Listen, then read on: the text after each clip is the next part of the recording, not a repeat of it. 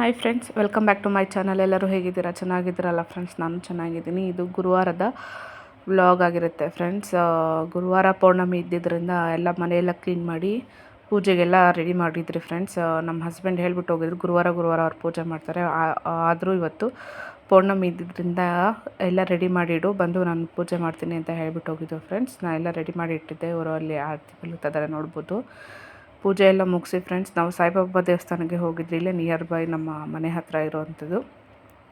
ನಾವು ಹೋಗೋಷ್ಟರಲ್ಲಿ 12 ಗಂಟೆ ಆಗಿತ್ತು ಫ್ರೆಂಡ್ಸ್. 12 ಗಂಟೆಗೆಲ್ಲ ಮಹಾಮಂಗಳಾರತಿ ಮಾಡಿ ಆರತಿ ಎಲ್ಲ ಬೆಳಗುತ್ತಾರೆ ಸಾಯಿಬಾಬಾ ದೇವ್ರಿಗೆ.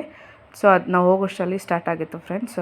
ನೋಡ್ಬೋದು ನೀವು. ಅದರ ಕ್ಲಿಪ್ಪಿಂಗ್ ಕೂಡ ಇದರಲ್ಲಿ ಆ್ಯಡ್ ಮಾಡಿದ್ದೀನಿ.